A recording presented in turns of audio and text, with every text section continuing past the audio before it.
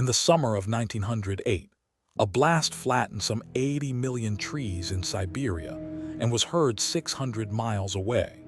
But when scientists reached the site, they found no crater, no debris, nothing. The largest impact in recorded history had somehow erased itself.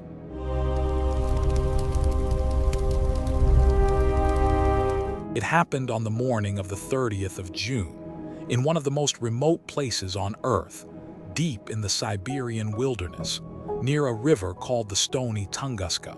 That morning, the few people scattered across this vast frontier were going about their ordinary lives, with no warning at all of what was coming. The morning sun was climbing over the swamps and the endless green forest. At a trading post called Vanavara, a man named Semenov sat resting on his porch, more than 40 miles from where it would happen. Suddenly, he later said, the sky seemed to split in two, and high above the forest, the entire northern sky appeared to be covered in fire. In that instant, Semenov felt a wave of heat so intense he thought his shirt was about to catch fire. Then an unseen force hurled him from his porch. Moments later came the sound, a deafening series of booms, as if the sky itself was collapsing, heard hundreds of miles away. Windows rattled and shattered in villages far from the blast, and the ground trembled. Far closer to the blast lived the Evenki, the nomadic reindeer herders who had roamed these forests for countless generations. For them, it truly was the end of the world. Entire herds of reindeer were burned where they stood, and forests they had known their whole lives were gone in seconds. In just a few terrible moments, a way of life had been reduced to ash. Some of the herders were thrown high into the air. Their tents and their belongings were swept away by a wind that came from nowhere. Many believed that an angry god had come down to punish them, and for years afterward they refused to even speak of that day. What had struck them was a fireball brighter than the sun, racing across the sky at tens of thousands of miles an hour. When it finally detonated, it released the energy of roughly 15 million tons of explosive, more than 1,000 atomic bombs going off at once. The shockwave flattened the forest across more than 800 square miles, knocking down an estimated 80 million trees. That is an area larger than many of the world's greatest cities. All of it wiped flat in a single breath. The blast was so violent that it was recorded by scientific instruments all the way across Europe, thousands of miles from Siberia. And then something even stranger began to happen to the sky itself. For several nights, the skies over Europe and Asia glowed in eerie silver and orange. In London, people could read a newspaper outdoors at midnight. In Stockholm, photographers took pictures in the middle of the night, under a sky that simply refused to go dark. No one understood why. It would be decades before anyone connected those glowing nights to a distant explosion in Siberia, because the blast had struck a place so remote that almost no one went to investigate.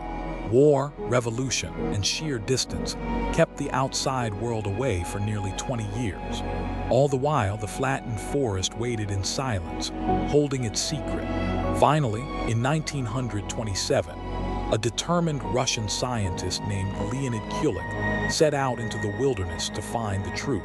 He was certain that he would find a gigantic crater, and resting at the bottom of it, a massive iron meteorite. The journey pushed them to the breaking point. Kulik and his team trekked for weeks through freezing swamp and trackless forest, and then at last they reached the edge of it. Nothing could have prepared them for what they saw. As far as the eye could see, the forest lay flat, millions of trees stripped bare and knocked to the ground, all pointing away from a distant center. Many of them were scorched black, burned in the very same instant they were thrown down. It looked as though a giant had stepped down onto the world. Kulik followed the fallen trees inward, toward the point of the blast.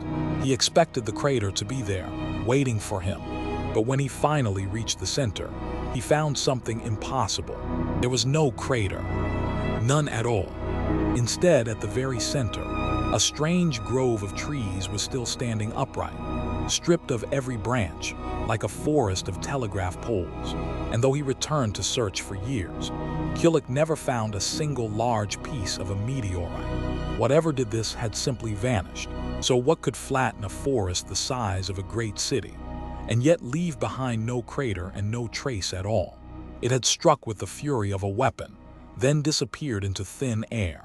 The answer, most scientists now believe, is that it never actually touched the ground.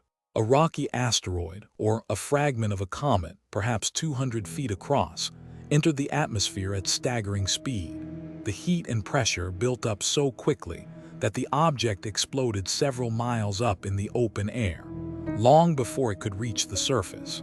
For a heartbeat, a second sun blazed to life in the Siberian sky.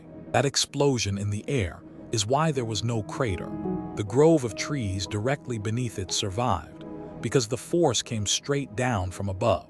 It is the best explanation we have, but it has never quite silenced the questions, or the much stranger theories. Some have blamed a tiny black hole passing through the Earth. Others have imagined a piece of antimatter annihilating in the sky. A few have even pointed to the inventor Nikola Tesla, claiming that one of his secret experiments had gone catastrophically wrong. None of these wild ideas can be proven, and the cause was almost certainly a visitor from space. But the missing fragments keep the door open.